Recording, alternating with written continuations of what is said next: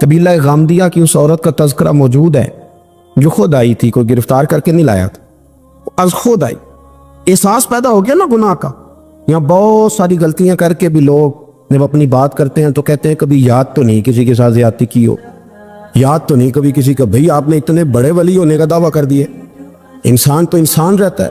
بڑے بڑے لوگ کہہ گئے کہ یا اللہ اگر انجانے میں بھی بھول گئے ہیں تو ہم سے درگزر فرما، لیکن جب ہم تیار ہی نہیں ماننے کو۔ حضرت انس بن مالک کہتے ہیں وہ خاتون آئی کو پکڑ کے نہیں لایا، کسی 14 دنوں کے ریمانڈ پہ نہیں اسے منوایا گیا، اسے وہ خود بخود آئی اور کریم محبوب علیہ السلام کے سامنے جب وہ کھڑی ہوئی تو اتنے درد سے میں نے کم لوگ روتے دیکھے ہیں جس درد سے وہ روئی۔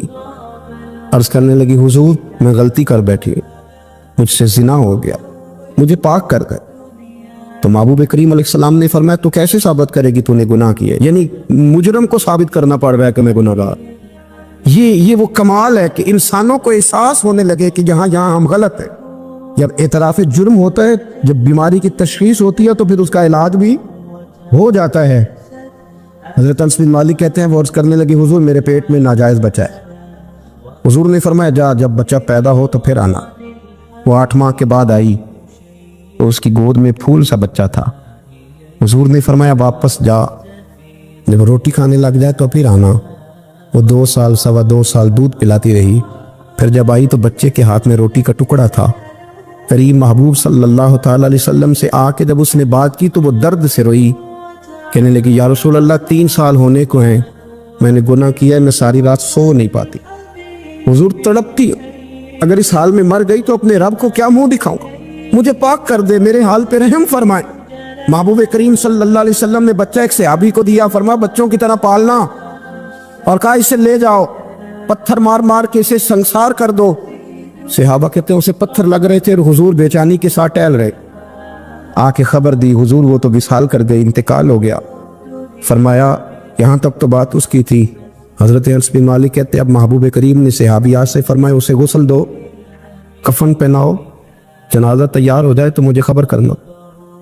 حضرت انس بن مالک کہتے ہیں غسل ہوا، کفن ہوا، جنازہ تیار ہوا تو حیران ہم تب ہوئے جب میرے محبوب نے فرمایا صفے بناؤ، میں خود جنازہ پڑھاؤں گا، میں خود جنازہ پڑھاؤں۔ اور سرکار نے جنازہ پڑھایا تو ایک شخص کی زبان سے نکلا حضور اس ملعون کا معاذ اللہ جنازہ جس نے ناجائز بچہ جنا، اس کے لیے آپ دعا کر رہے ہیں، جنازہ پڑھا۔ حضور فرمانے لگے خاموش ہو جاؤ، تم نے گناہ دیکھا ہے اس کا احساس نہیں دیکھا، تم نے غلطی دیکھی ہے لیکن اس کی توبہ کا انداز نہیں دیکھا۔ اور صاحب کنز العمال نے یہ لفظ نقل کیے ہیں کہ کریم محبوب فرمانے لگے اس نے تو ایسی شاندار توبہ کی ہے کہ اگر میں اپنی ساری امت میں بانٹ دوں تو اللہ سب کی مغفرت فرما دے گا۔ احساس جب پیدا ہو جاتا ہے نا اپنے دل کے اندر کہ یہاں میں غلط ہوں، ان العبد اذا اعترف ثم تاب تاب اللہ علیہ او کما قال نبی صلی اللہ علیہ وسلم، رواہ مشکات۔ حضور نے فرمایا جب کوئی بندہ کہتا ہے نا اللہ میں بھول گیا تھا اور پھر وہ توبہ کرتا ہے تو رب اس کی توبہ کو فوراً ہی قبول فرما لیتا ہے۔ حضرت عبداللہ بن حذافہ جہاد کر رہے تھے، روم کے عیسائیوں نے گرفتار کر لیا، 1000 آدمی نے مل کے پکڑا، گرفتار نہیں ہوتے تھے صحابی، 1000 آدمی نے گھیرا ڈالا، گرفتار کر کے لے گئے۔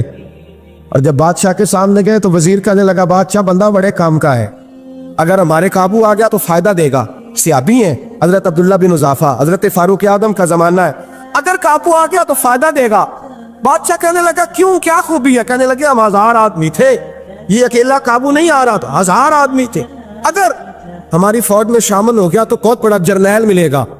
بادشاہ کہنے لگا کوئی مسئلہ نہیں، 2-3 چیزیں ہوتی ہیں بندے کو خریدنے کے لیے، خرید لیتے ہیں۔ بادشاہ کہنے لگا عبداللہ جتنی دولت تجھے چاہیے میں تجھے دے دیتا ہوں، میرے لشکر میں آ جا، معاذ اللہ اسلام چھوڑ دے۔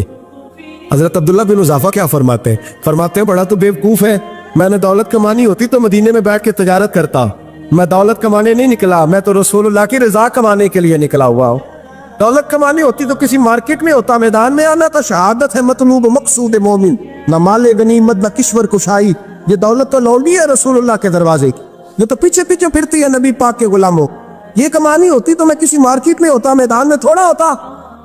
عبداللہ بن حذافہ سے دوسری چال چلی، کہنے لگے میاں عہدہ جو تجھے چاہیے، میں بادشاہ ہوں، میرے نیچے جو عہدہ تو کہے گا وہ تجھے مل جائے گا۔ حضرت عبداللہ بن حذافہ کہنے لگے شاید تجھے پتہ نہیں میری تعریف کیا ہے، کہا شاید تو جانتا نہیں میری تعریف کیا ہے. کہا صاحب کی کیا تعریف ہے؟ کہنے لگے میں رسول اللہ کا صحابی ہوں اور کائنات میں سب سے بڑا عہدہ مصطفیٰ کے صحابی ہونے کا عہدہ ہے. صحابہ وہ صحابہ تھے جن کی ہر صبح صبح عید ہوتی تھی. خدا کا قرب حاصل تھا، نبی کی دید ہوتی تھی. فرمایا میں نے حضور کے جلوے دیکھے ہوئے ہیں، مجھے عہدے کی ضرورت ہی نہیں، اور میں نے عہدہ لینا ہوتا تو میں سیاست کرتا. میں تو شہادت لینے نکلا ہوں میدان میں، عہدے کا میں نے کیا کرنا ہے؟ اب بادشاہ کہنے لگا اسے قتل کر دو. وزیر کہنے لگا نہیں، ایک بات اور ہے، مجھے ایک چال اور چلنے دو. کہا وہ کیا؟ کہنے لگے میری بیٹی بڑی خوبصورت ہے، مجھے موقع دو اپنی بیٹی کو سجا بنا کے. وہ جوان جس کی جوانی اتنی بڑی ہے کہ 1000 آدمی مقابلے میں کھڑا نہیں ہوتا، اس جوان کے کمرے میں رات کی تنہائی میں بنا سوار کے بی بی کو بھیجا. وہ بی بی کہتی ہے میں ساری رات پن سور کے اس صحابی کے کمرے میں بیٹھی رہی، لیکن یہ کیا شخص تھا، ساری رات ہی مصلے پہ بیٹھا رہا، ساری رات ہی. کچھ دیر تھک جاتا تو یہ کریم رسول پہ درود پڑھنا شروع کر دیتا. بی بی کہتی ہے سحری ہو گئی تو میں نے چھو کے دیکھا کہ انسان ہے کہ جن ہے، یہ بندہ ہے کہ فرشتہ ہے. چھو کے دیکھا. کہنے لگے پیچھے ہٹ جا. میں نے کہا میں نے تو سنا تھا تو 1000 کے مقابلے میں ہے اور تو اتنا بے حصہ ہے کہ بنی سوری دلہن بیٹھی ہے، تو نے نظر نہیں کی؟ عبداللہ بن حذافہ. بی بی کہتی ہے نظر پھر نہیں اٹھائی، نظر پھر جھکی ہوئی ہے.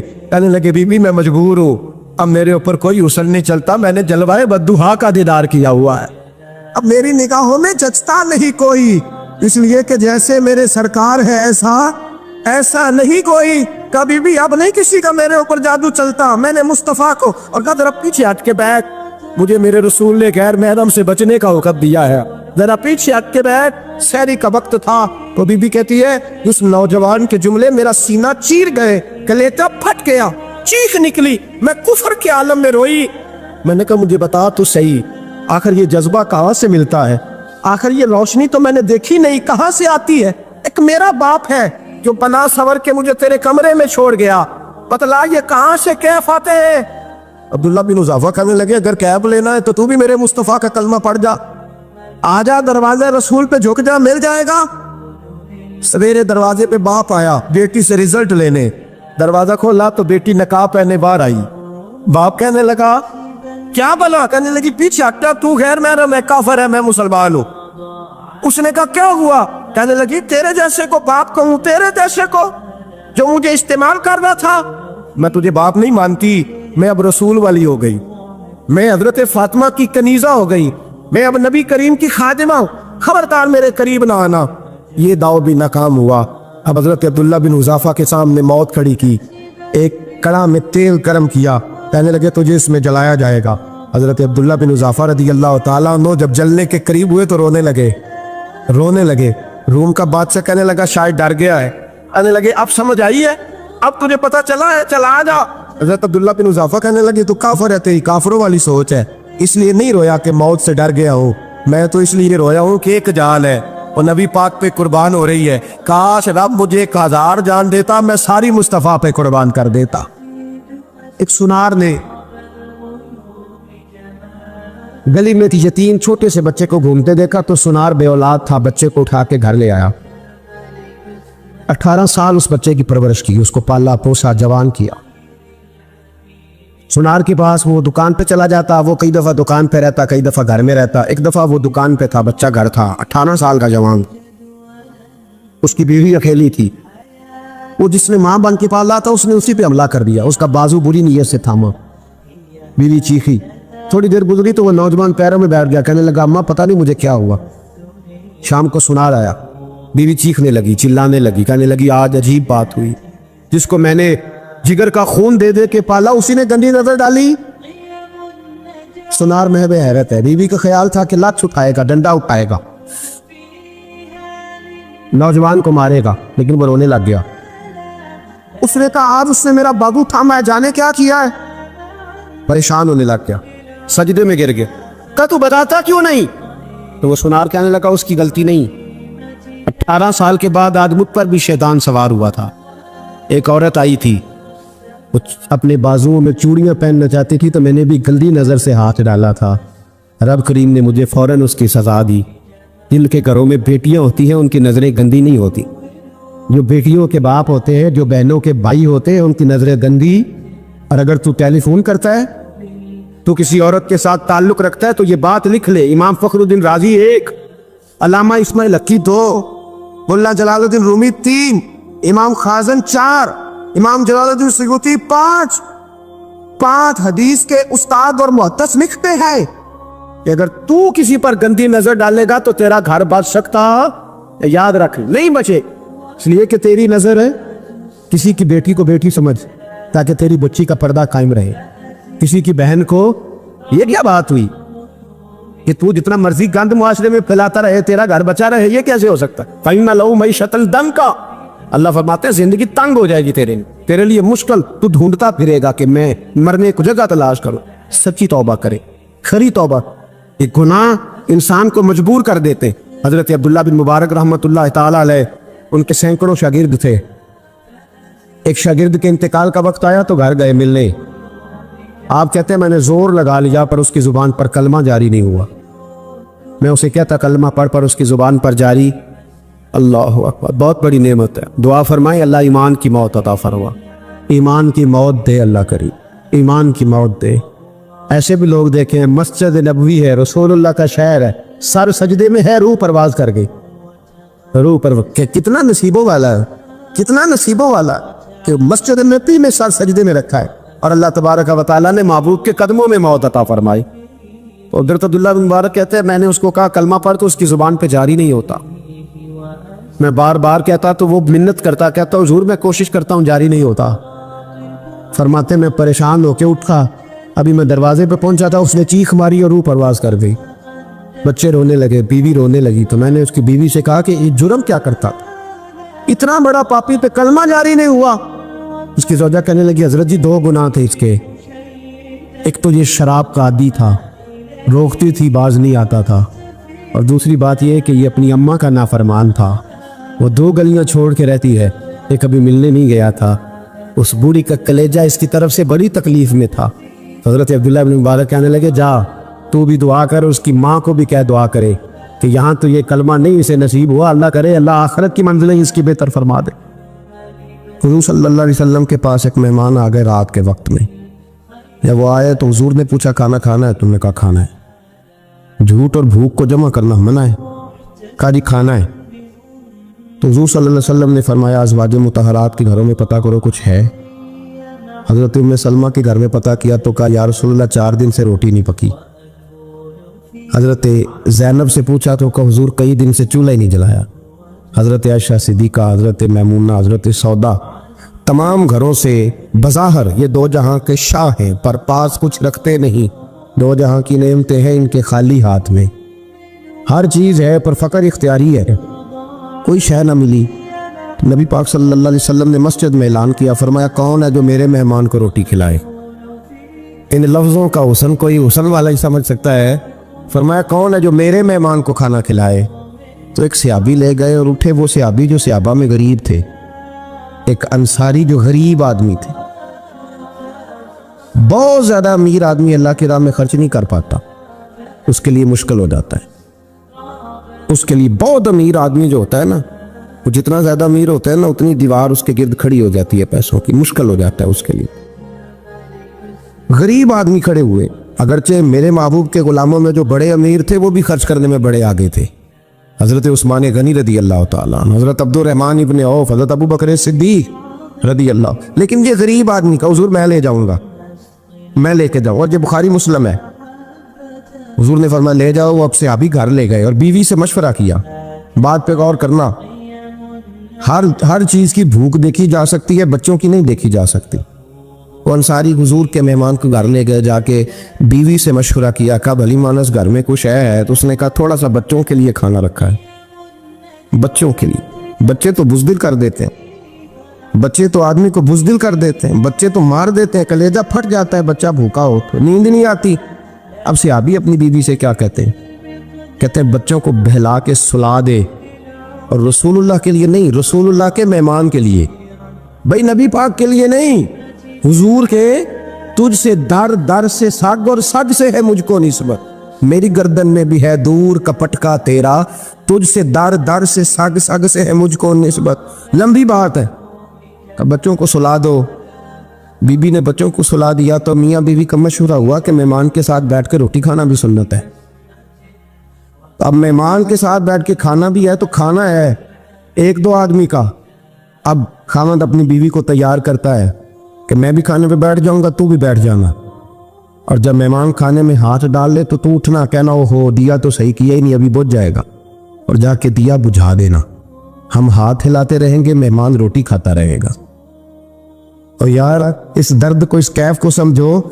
घर में बच्चे भी भूखे, बच्चों की माँ भी भूखी, बच्चों का बाप भी भूखा, दस्तरखान पे रोटी लग गई, रोटियां चुन डाली, बीबी उठी कहने लगी ओहो चिराग तो सही किया ही नहीं, ये तो बुझ जाएगा। हौसलेमंद बीबी जिसने बच्चे भूखे सुला दिए, तो भूखे सोए हुए बच्चों की भूखी अम्मा उठी और अपने खामन की ताबेदारी में उठी। मैं गुड्डी ते हथ डोर सजन दे, वो जिंज रखे उंज रहना है। उठी और उसने ना दिया ठीक करने के बहाने बुझा दिया। मेहमान रोटी खाता रहा और रसूलुल्लाह के नौकर कुर्बानी देते रहे। वो रोटी खा के सैर हो के बिस्तर बिछाया तो सो गया। ये मियाँ बीवी सारी रात बच्चों की तरफ देखते रहे और गौर करते रहे और राजी रहे कि हमने हुजूर का फरीज़ा निभाया है। कुर्बान जाऊं महबूब पे, बेखबर हो जो गुलामों से, वो आका क्या है। वो सहाबा वो अगर कुर्बानियाँ देते थे तो जो एजाज़ मिलता था वो भी बड़ा शान वाला है। सहाबी कहते हैं मैं फजर की नमाज पढ़ने मस्जिद आया, पहला कदम रखा तो मेरे करीम बोले, हुजूर ने फरमाया रात जो तूने और तेरी बीवी ने अमल किया है खुदा को भी बड़ा पसंद आया है, मोहम्मद मुस्तफ़ा को भी बड़ा पसंद है।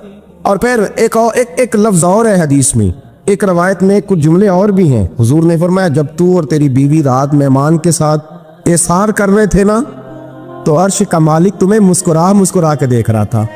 रब तुम्हें देख के मुस्कुरा रहा था, रब तुम्हें देख के मुस्कुराता। और दामनी पे शेख हमारी ना जाइए, हम दामन नचोड़ दें तो फरिश्ते वुजू करें।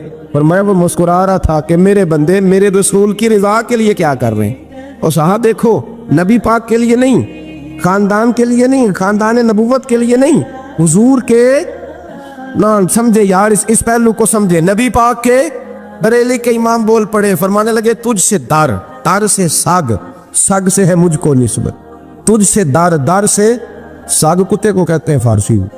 फरमाते महबूब तेरा दरवाज़ा और दरवाजे पे कुत्ता, और कुत्ते के पास मैं बैठा हूँ।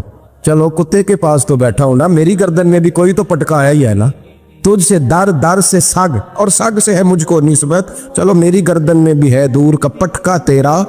कुरान मजीद बोल उठा, रब करीम ने फरमाया हबीब ये तेरे गुलाम वो हैं कि वयुक्सिरूना अला अनफुसिहिम वलौ काना बिहिम खसासा। फरमाया इनका हाल ये है कि जिस चीज़ की शदीद हाजत होती है वो भी अपने भाइयों पे कुर्बान कर देते, वो दे देते हैं तेरे नाम पे। जब मक्के वाले मदीने आए, अंसारे मदीना, तो मेरे मुस्तफ़ा करीम ने फरमाया ना तुम्हारी नस्लें एक हैं न कबीले एक हैं, लेकिन तुम्हारा नबी एक है, तुम्हारा रसूल एक, खुदा एक, किताब एक, तुम्हारा मेरी वजह से रिश्ता है। चलो अपने भाइयों के साथ एसार करो, चलो एसार करो। अगर किसी के 2 मकान थे तो उसने एक उसको दे दिया जो मक्के से आया था, 2 बाग थे तो एक दे दिया, किसी के पास एक था तो आधा बांट के दे दिया, हर चीज तकसीम कर दी। हालात बदल जाते हैं, हालात बदल जाते हैं। तिलकल अय्यामु नुदाविलुहा बैनन नास, अल्लाह लोगों के दरमियान दिन बदल देता है। हालात बदल गए, बड़ा माले गनीमत आया, बनु नुज़ैर का इलाका फतह हुआ तो मेरे रसूल पाक सल्लल्लाहु ताला अलैहि वसल्लम ने अंसारे मदीना को इकट्ठा किया। फरमाया भाई माल अब बड़ा आ गया है। 2 बातें यहाँ तो इस तरह करते हैं कि मैं इनको कहता हूँ जो मक्के से आए थे कि जितनी तुम्हारी जायदादें बाग इन्होंने लिए हैं वापस कर देते हैं तुम्हें, और जो माल आया है वो भी तुम में से आधा आधा दोनों के दरमियान बांट देते हैं, या जैसे तुम्हारा दिल चाहे। तुम्हारे माल भी वापस करते हैं और जो वहां से माल आया वो तुम्हारे बीच बांट देते हैं, या अगर तुम कहो तो ये माल इनको दे देते हैं मुहाजिरीन को, तुम्हें तुम्हारे माल वापस मिल जाते। हुजूर ने पूछा अंसारे मदीना से, हज़रत साद बिन मुआज़, साद बिन उबादा तड़प के खड़े हुए, अर्ज की महबूबा मैं तो अबू बकर को जानता ही नहीं था। हुजूर मुझे क्या पता उमर कौन है, मैं क्या जानूं उस्मान गनी मौला अली की अजमतों को। महबूबा मैंने तो तुझे इनकी तरफ मुस्कुरा के देखते हुए देखा है, तेरा जलवा देखा है, तुझसे दर दर से साग साग से है मुझको निस्बत। या रसूलल्लाह सल्लल्लाहु अलैहि वसल्लम हमसे मशवरा ना करें, आप इस तरह करें जो जायदादें हमने इन्हें दी हैं वो भी इनके पास रहने दें, اور جو مال آیا ہے وہ بھی ان میں تقسیم کر دیں، اس لیے کہ ہمیں تو بس اتنا پتہ ہے کہ یہ آپ کے غلام ہیں، آپ کے نوکر ہیں، ہمیں اس سے زیادہ کسی چیز کے کوئی غرض ہے، بس آپ کے غلام ہے، بات ختم ہو گئی۔ حضور خاموش ہو گئے۔ صحابہ کہتے ہیں دیر کے بعد ہم نے کہا فیصلہ ہونا چاہیے، فیصلہ پتہ کیا ہوا؟ حضور نے ہاتھ اٹھائے، کہا اے اللہ میرے مدینے والوں پہ رحم فرما، اے اللہ میرے انصار پہ رحم فرما، اللہ ان کے جذبے قبول فرما۔ بھائی اظہار والی زندگی، وہ کیا بات ہوئی کہ میں نے بڑی قربانی دی ہے؟ اور جب تک تو قربانی نہیں دیتا تو قدر والا نہیں ہوتا۔ جو چیز قربانی سے حاصل ہوتی ہے اس کی قدر ہوتی ہے، جو چیز مفت میں آ جاتی ہے اس کی کوئی قدر نہیں ہوتی، کوئی قدر نہیں۔ میں اکثر سوچتا ہوں کہ حضرت خواجہ اجمیری کے خلیفے اجمیر میں بھی تو ہونے چاہیے تھے نا، لیکن ان کے خلیفے اجمیر میں نہیں ہوئے، دلی میں ہوئے۔ تو میں سوچتا ہوں دلی والوں کے خلیفے دلی میں ہونے چاہیے، لیکن دلی میں نہیں ہوئے، پاک پتن میں ہوئے۔ تو پاک پتن والوں کے یہاں ہو جاتے، وہ اس لیے کہ قربانی جو دیتا ہے نا، جو دور سے چل کے آتا ہے وہ قربانی کرتا ہے، قربانی دیتا ہے، اس کو قدر زیادہ ہوتی ہے۔ ہم نے کسی شے کے لیے کبھی قربانی نہیں دی، نہ دین کے لیے، نہ قرآن کے لیے، نہ مسجد کے لیے، نہ شیخ کے لیے، نہ طریقت کے لیے، قربانی تو ہے ہی نہیں۔ تو جو شے مفت ملتی ہے اس کا نہ مزہ آتا ہے نہ قدر ہوتی۔ جو چیز قربانی کر کے لیتے ہو نا، قربانی کر کے، اس کی قدر ہوتی ہے۔ کسی لیے کہا تھا کسی درویش نے، اس نے کہا تھا قدر نبی دا ایک کی جانن دنیا دار کمینے، قدر نبی دا جانن والے سو گئے وچ مدینے۔ ان سے پوچھو نا، ان سے پوچھو ان حضرات کو کتنی قدر تھی۔ قربانی اپنی زندگی میں دینا سیکھیں۔ ایک ہوتی ہے بندے کی ذاتی خواہش، اس کو کچلنا بڑا مشکل ہوتا ہے۔ قربانی بڑی ضروری چیز کا نام ہے، اور جو قربانی دینا سیکھ جاتا ہے وہ بچ جاتا ہے۔ کتیا 6 بچے جنم دیتی ہے، لیکن قربانی نہیں نہ دیتی بچوں کی، تو ریوڑ نہیں بنتے، اجڑ نہیں بنتے۔ بکری 2 بچے پیدا کرتی ہے اور سال کے بعد ہزاروں بچوں، لاکھوں بچوں کی قربانی دیتی ہے، پر پھر بھی جدھر جاؤ بکرے بکرے نظر آتے ہیں۔ جو قربانی دینا سیکھ جاتا ہے نا، یزید نے کوئی قربانی نہیں دی، اس لیے کوئی شخص بھی کھڑا ہو کے نہیں کہتا، حالانکہ 14-15 بیٹے تھے یزید کے، کوئی بھی کھڑا ہو کے نہیں کہتا میں اس کی نسل میں سے ہوں۔ امام حسین نے ساری قربانی دے دی۔ ایک زین العابدین بچے تھے، پوری دنیا میں اللہ نے سید عطا فرمائے ہوئے ہیں۔ جو قربانی دینا سیکھ جاتا ہے وہ بچ جاتا ہے۔ ہم نا قربانی کیا، ہمارے پاس تو اضافی شے ہے وہی دینے کو تیار نہیں۔ جب آپ تیار ہی نہیں تو سودا ہی نہیں کر، آپ نکلے ہی نہیں میدان میں، تو حاصل کیسے ہو؟ حصول تو تب ہوگا نا جب آپ کوئی انویسٹمنٹ کریں گے۔ تو آپ انویسٹ ہی نہیں کر رہے تو بھائی آپ نے پودا ہی نہیں لگایا تو پھل کیسے ملے؟ قربانی نہیں دی تو وہ درجہ کیسے ملے؟ اس کے لیے تو قربانی ضروری ہے۔ اب تمام صحابہ کی زندگی پڑھ لیں، حضرت ابو بکر سے لے کر حضرت بلال تک، یہ سارے قربانی والے ہیں۔ آپ تمام اولیاء کی صفت پڑھ لیں، حضرت غوث اعظم، جیلانی، داتا علی اجویری، خواجہ معین الدین، یہ سب قربانی والے لوگ ہیں۔ قربانی دیتے رہے تو بچے ہوئے ہیں۔ ان کے جو ساتھ تھے وہ بھی قربانیوں والے تھے۔ قربانی حصہ ہے طریقت کا، قربانی ضروری ہے۔ اور ہمارے صوفیاء تو کہتے ہیں جس شخص نے تصوف میں آ کے قربانی نہیں دی، بزرگوں کے پاس ایک شخص آیا، غالباً خواجہ نظام الدین محبوب الہی کی بات ہے، میرے ذہن میں نام پورا نہیں سما رہا، تو ایک مرید نے آ کے کہا حضور زکوٰۃ کتنی دینی ہے؟ فرمایا 2.5%۔ تھوڑی دیر کے بعد حضرت نصیر الدین چراغ دہلوی آ گئے، کہا حضور اللہ کے راستے میں کتنے دینے ہیں؟ فرمایا 50%۔ ایک ساتھی قریب بیٹھا تھا، اس نے کہا پہلے کے لیے 2.5% کا فتویٰ تھا، اس کو کہہ دیا آدھے دے دے۔ چند منٹ گزرے تو حضرت امیر خسرو بھی آ گئے، کہا حضور زکوٰۃ کتنی دینی ہے؟ فرمایا جو ہے سارا ہی لے آ، تیری 100% ہے۔ تو وہ ساتھی جو قریب بیٹھے تھے اس نے کہا بابا فتوے علیحدہ ہیں۔ فرمایا فتویٰ ایک ہی ہے، بندے علیحدہ ہے، فتویٰ ایک ہی ہے، مجھے پتہ ہے کون کتنے دے سکتا ہے، وہ جس کو میں نے 2.5% کہا ہے وہ بھی جا کے حساب کتاب کرے گا، اس نے 2.5 بھی پورا نہیں دینا۔ فرمایا جس امیر خسرو کو میں نے کہا نا سارا لے آ، اس کا دل کرے گا میں اپنا مکان بھی توڑ کے لے آؤں۔ میں نے فتویٰ ایک ہے، بندہ دیکھ کے بات کی ہے۔ بھائی قربانی نہیں ہے، اظہار ہی نہیں ہے، جذبہ ہی نہیں ہے، ہمارا مزاج ہی نہیں ہے۔ لیکن نا یہ اب ایک تو شریعت کی قربانی ہے نا، یہ تو اس پہ بھی لوگ بڑا سوچیں گے، اس پہ بھی لوگ بڑا سوچیں گے، فتوے پوچھتے پھریں گے کہ جی میرے اوپر تو ابھی میں نے تو 15.5 لاکھ قرضہ دینا، دوں کہ نہ دوں، کون سی دوں؟ فتوے پوچھیں گے، دینے کی دفعہ فتوے پوچھیں گے اور لینے کی دفعہ چھوٹی جو آتا ہے آنے دو۔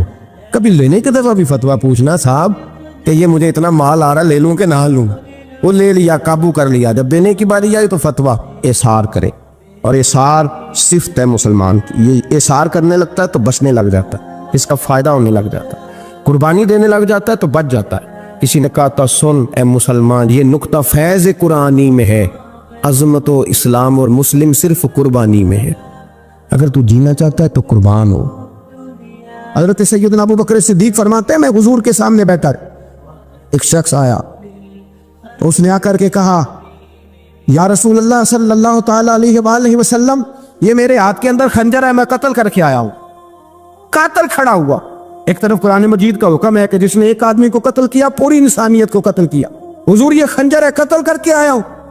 میرے مصطفیٰ نے فرمایا کس کو قتل کیا؟ عرض کی حضور سگی بہن کو مارا ہے، سگی بہن تھی، میں نے قتل کر دی۔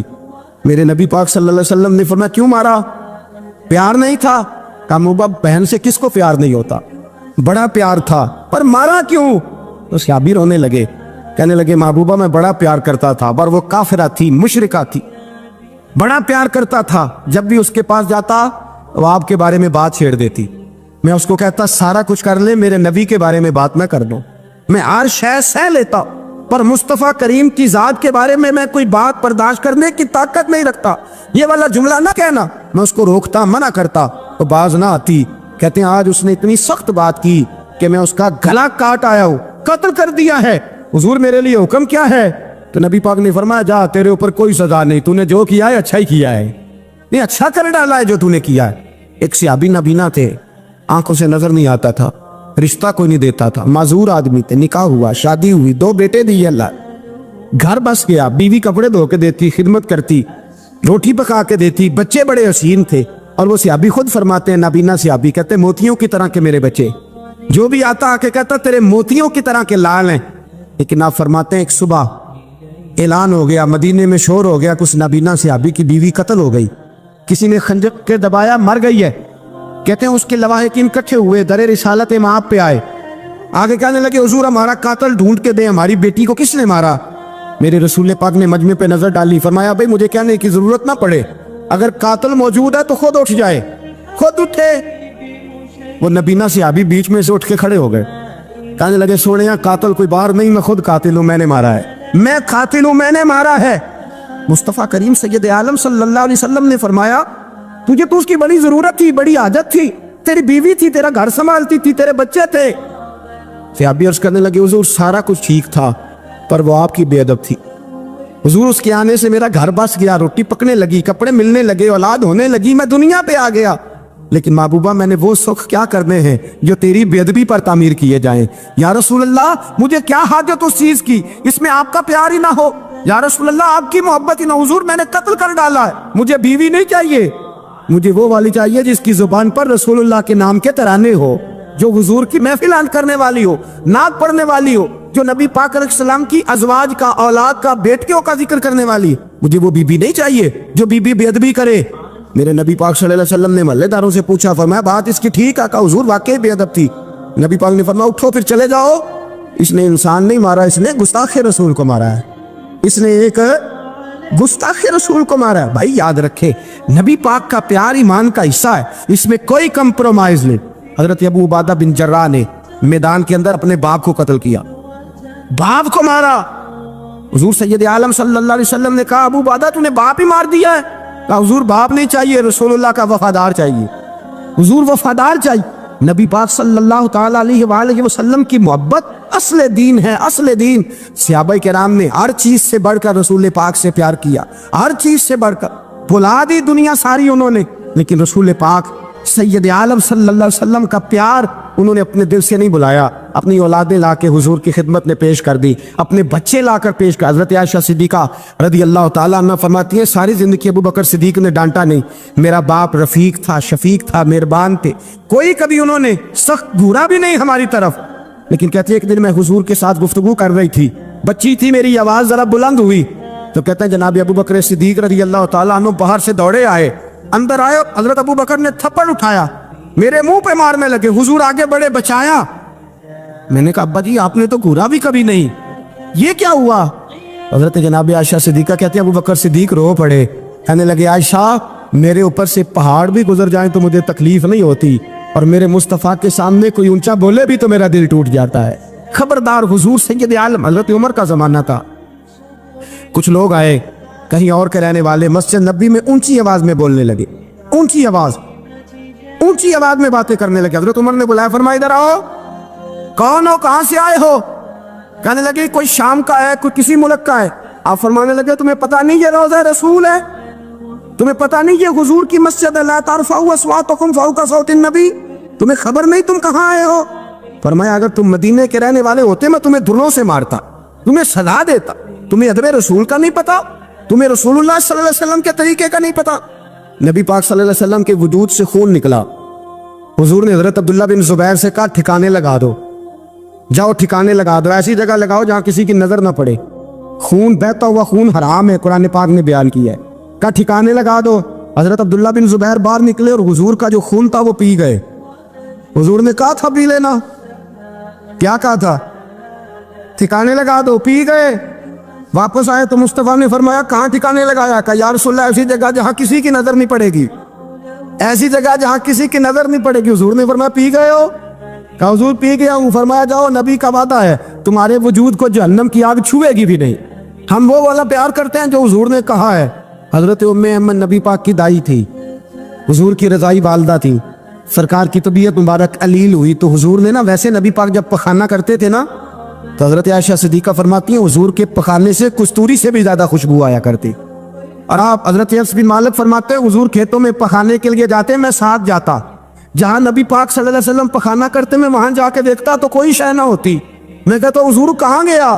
اللہ کے رسول فرماتے جب میں پخانہ کرتا ہوں تو زمین کھل جاتی ہے, میرا پخانہ اندر سمو لیتی ہے. حضور کے پخانے اور پیشاب سے کستوری کی خوشبو آتی تھی, کستوری کی خوشبو آتی تھی. حضرت ام ایمن رضی اللہ تعالی عنہ کہتی ہیں حضور نے پیشاب کیا, طبیعت مبارک قلیل تھی تو لکڑی کے ایک برتن میں حضور نے پیشاب کیا اور کہا اماں جی اس کو باہر رکھائیں, کہیں باہر ٹھکانے لگائیں. حضرت ام ایمن کہتی ہے میں نے اسے ہاتھ لگایا تو میرے وجود سے بھی خوشبو آنے لگی, میرا جسم مہکنے لگا. حضرت ام ایمن کہتی ہے میں باہر جا کے نکال کے دکھاؤ کسی حدیث سے کہ رسول پاک نے فرمایا ہو میرا پخانہ پی جانا. حضرت ام ایمن باہر گئیں, نبی پاک کا پیشاب مبارک پی گئیں. واپس آئیں تو حضور نے فرمایا اماں کہاں رکھا ہے؟ کہنے لگی محبوبہ وہاں رکھا ہے, کسی کی نظر نہیں پڑے گی. حضور نے فرمایا پی گئی ہو؟ کہا حضور پی گئی ہوں. فرمایا جاؤ میرا وعدہ ہے قیامت تک تمہیں پیٹ کی بیماری کوئی نہیں لگے گی, جب تک زندہ رہو گی پیٹ کی بیماری. حضور نے کہا تھا کہ پی جاؤ نا. بھائی یاد رکھے رسول اللہ صلی اللہ علیہ وسلم کے صحابہ جو حضور کی تعظیم کرتے ہیں تو اس کا حکم نہیں دیا نبی پاک, لیکن وہ جانتے جب تعظیم کی باری آئے تو جو بھی کام تعظیم کا ہوگا, جو کام بھی عزت کا ہوگا وہ عزت دی جائے گی. ایک صحابی حضور علیہ الصلوۃ والسلام کی گھوڑے کو کجاوا بالا کرتے تھے, کاٹھی ڈالتے تھے. حضور نے کہیں نہیں کہا کہ وضو کر کے ڈالنا, غسل کر کے ڈالنا, کہیں نہیں کہا. رسول پاک صلی اللہ علیہ وسلم رات کو کہہ دیتے کہ صبح جانا ہے تو گھوڑا تیار کر دینا, اونٹ تیار کر دینا. ایک دن اللہ کے محبوب سویرے اٹھے, گھوڑا تیار تھا, حضور بیٹھے تشریف لے گئے. جب تشریف لے گئے نبی پاک صلی اللہ علیہ وسلم تو حضور واپس آئے تو بلایا, ان سے ابھی کا نام تھا حضرت اسلح بن شریک. ان کو بلا کے حضور نے فرمایا یار آج کجاوا تو نے نہیں باندھا. وہ رونے لگے, کہنے لگے محبوبہ اس کا مطلب ہے میرا باندھنا آپ کو پسند آتا ہے, اس کا مطلب ہے میری خدمت قبول ہے. فرمایا تو نے نہیں باندھا؟ یا رسول اللہ نہیں. فرمایا کیوں نہیں باندھا؟ کیا جواب ہے, کیا حسن ہے. کہنے لگے یا رسول اللہ میں صبح اٹھا تو میرے اوپر غسل فرض تھا, اگر میں بغیر غسل کے ہاتھ لگاتا حضور کو نہیں نبی پاک کے گھوڑے کے کجاوے کو. کہا حضور گھوڑے کے کجاوے کو بغیر غسل کے ہاتھ لگاتا تو بے ادبی تھی, اور اگر غسل کرتا تو حکم ماننے میں دیر ہوتی تھی, یہ بھی بے ادبی تھی, لہذا کسی اور کی ڈیوٹی لگائی. صحابہ نے حضور کی وہ تعظیم کی جس کا حضور نے حکم نہیں دیا تھا نبی پاک نے کہ یہ والی تعظیم کرو. ایک دن حضرت عمر فاروق جناب ابو بکر صدیق سے ملنے آئے, کہنے لگے ابو بکر ایک کام سے آیا ہوں. کہا عمر کہو. امیر المومنین کے پاس آئے, جناب عمر ایک کام سے آیا ہوں. کہیے. کہنے لگے ایک شے کی ضرورت ہے, مانگوں گا تو آپ دے دیں گے؟ جناب عمر فاروق رضی اللہ تعالیٰ عنہ کہنے لگے میرے بس میں ہوئی تو ضرور دے دوں گا, تو میرا بھائی ہے بات تو کر. تو حضرت عمر نے پتا کیا مانگا, کہنے لگے ابو بکر وہ جو غار ثور میں تم 3 دن حضور کے ساتھ رہے ہو نا, میں 3 راتیں نہیں مانگتا, ان میں سے مجھے 1 رات دے دو.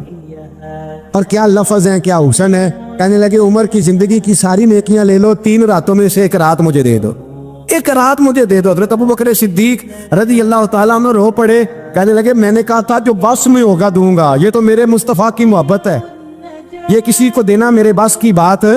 یہ حضور کا پیار ہے جو میں نے سنبھال کے رکھا ہوا ہے، سنبھال کے پھر کے گلی گلی تباہ ٹھوکرے سب کی کھائے کیوں؟ دل کو جو عقل دے خدا تو تیری گلی سے جائے کیوں؟ جان ہے عشق مصطفیٰ روز فضو کرے خدا، ارے جس کو ہو درد کا مزہ وہ نازے دوا اٹھائے کیوں؟ اب تو نہ روک ہے غنی عادت سگ بگڑ گئی، پہلے ہی دن میرے کریم لقمہ تر کھلائے کیوں؟ حضرت بلال کہتے ہیں میں اذان پڑھ رہا تھا، ابو بکر سن رہے تھے، انہوں نے چوم کے آنکھوں سے لگایا، بعد میں کہ ملا علی قاری نے لکھا ہے، بعد میں کسی صحابی نے کہا محبوبہ ابو بکر نے انگوٹھے چوم کے آنکھوں سے لگائے ہیں، اور انہوں نے چوم کے کہا قرۃ عینی بک یا رسول اللہ، حضور آپ میری آنکھوں کی ٹھنڈک ہیں۔ میرے مصطفیٰ نے فرمایا جو میرے ابو بکر کی طرح کرے گا اس کی آنکھوں میں کبھی تکلیف نہیں ہوگی، اس کی آنکھوں میں کبھی تکلیف۔ حضور آپ نے تو حکم ہی نہیں دیا، آپ نے تو کہا ہی نہیں یہ کام کرنے کا، آپ نے تو کہا ہی نہیں یہ ذکر کرنے کا۔ میرے رسول کریم سید عالم صلی اللہ تعالی علیہ وسلم کا پیار ایمان کی جان ہے۔